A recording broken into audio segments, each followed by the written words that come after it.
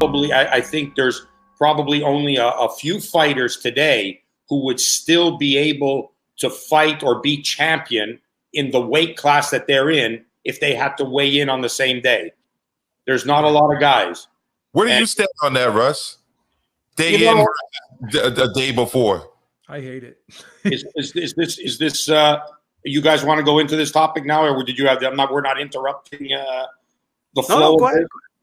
Look, I'm split on it. I'm divided on it. I mean, I understand why it's there, but yet even with it still being there, all you're doing is giving these crazies who want to go down in weight more, you give them more opportunity to do so, you know? And then when you tell them, yeah, you can make that weight, don't worry, you'll have 36, almost 48 hours to rehydrate. So they do it, you know? I don't think it's fair. I don't think it's fair for boxing history. I don't think it's, I understand the safety issues, but if you fought at the weight you're supposed to fight in, if you're in the weight class you're supposed to be at, and if you train and be a professional like you're supposed to be, there's no more danger in weighing in the same day.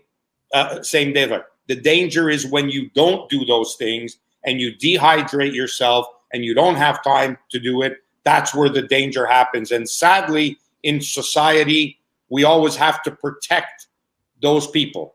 You know, that's the ones you have to protect, and you hope it doesn't happen and no one gets hurt in it and that they're fully able to rehydrate. So what can you say? You make an argument either way. All I know is that today, all the guys that consider themselves the great welterweight champion, oh, I'm a great lightweight champion. You're not. Light heavyweights, all the light heavyweights today, they look like bloody cruiserweights. You know what I mean? Go watch film of Matthew Saad Muhammad and John Conte and Eddie Mustafa, all these guys. Bro, they look like super middleweights. They don't look like 175ers, but that's because they weighed in the same day. That was their weight, 175 on the scale, fight that night. You know, so I know we have to protect them because they can't protect themselves. So unfortunately, we're stuck with this. I feel like if you go back and you look at the same day weigh-in era, especially if you go like to the 60s, 50s, a pattern you don't have to go back that far. Yeah. Well, what I've noticed is this. Well, what I've noticed when I go back and see the weigh-ins, they don't weigh in like on the dot. So like a welterweight fight, the limit was 147, but you have guys like one guy would weigh in 145, the other guy weighed in 142. Like, you know what I mean? Like they just came in at their optimum weight. That's just what they did. But you only had 8 weight classes though. So there was a little bit of like leeway there. And you had small welterweights, you had big welterweights, similar to like heavyweight today. You know what I mean?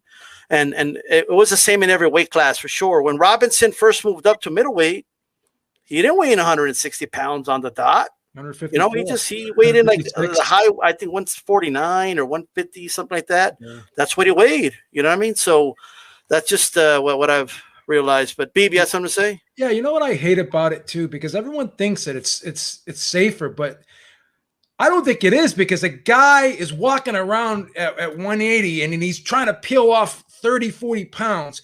And then he loses it. And then he thinks he can get all those nutrients and those electrolytes back in his system in 36 hours.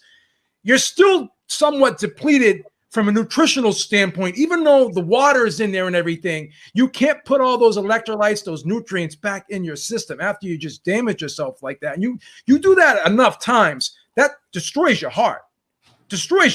So that's why I hate it. I think it's a false sense of security, in my opinion. I think it also sorry, Joe. Oh, I'm sorry. It just gives these guys I can walk around at 180 and you know I can peel it off and then I could just put it all back on in 36 hours. That can backfire sometimes, in my opinion. Yeah, the only thing I was going to add to that is I think it also benefits, let's be honest, fighters that have more money and they can afford all the exercise scientists and the nutritionists and the dietitians. You know, you got boxers right now that are literally taking calculations of, you know, various things after every meal, after every day. Not all fighters can do that, obviously. So it puts those guys at a huge advantage. There's actually companies, especially based in Vegas, that like specialize in this. And I remember seeing one of those pre-fight kind of montage documentary things about Teofimo Lopez, and he actually does this. And he just looked like a beast in the training photos and footage I saw of him this week training for the Gambosis fight. I'm like, how does this guy make 135 pounds? It's crazy. Well said. Well, although it is a dream, we're not going to go back to the day before weigh-ins.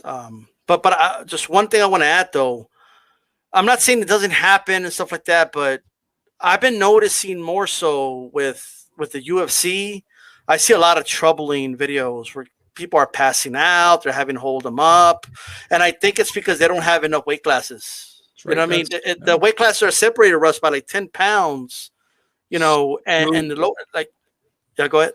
It's stupid. I was about to say earlier when you were talking about the Robinson era, I'm for the fact that the weight classes we have in boxing are there. And I think when you only talk 5 pounds difference, but when you look at a junior welterweight and a lightweight, well, you can really see the difference between a junior welterweight and a lightweight. You know, even if it's only the 5 pounds, you can see that. So I'm amazed that UFC, I'm more amazed that the commission allows these weight classes to happen and to have that disparity in the weight classes. The commission is supposed to be there for the safety and the security of the fighters, and for them to allow mixed martial arts or UFC or whoever makes up these rules have these differences in weight classes and say, nah, you guys got to stick some weight classes in between there. We would never accept that in boxing from a safety perspective, and a commission would never allow the weights to be that much different or make a guy. You know, I remember watching a video. I don't know who the person was, but they're literally carrying the person to the scale, trying to get him on. And the commissioner is waiting for them to get on the scale. It was in Vegas. They're waiting them to get on the scale. And you're the commission. What do you mean you're allowing the guys to be carried to the scale? Like, this is crazy. They couldn't get him to stand, and they were still going to weigh him in. They're going to weigh him in. I don't know if it was a guy or a girl. They're going to weigh him in. It's insane. It's insane. That one was a guy, and then there's another one with a girl. She fell off. She fell. Like, everybody just stood there, and I'm like, she was obviously about to fall off to me. Yeah, you know. Yeah. But yeah, and she almost hit the back of her head on a pole, and then she still fought the next day. Yeah. That's those kind of things.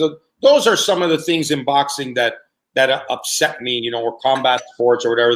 The commission and their role, you know, they're more worried about how much Vaseline you put in the corner, where Vaseline has never injured any fighter in the history of boxing. But we're worried about how much Vaseline you put on because, I've sat in corners where the inspector has said, you got too much Vaseline. And then the other inspector says, oh, why'd you make him take the Vaseline? Oh, because if you have too much on, the punch just slips off. Yo, bro, let me put some Vaseline on the side of your face and punch you and see how much it slips off, okay? So, like, this is stupid, right? It's stupid, and we don't worry about the important things like people, collapsing, trying to make weight.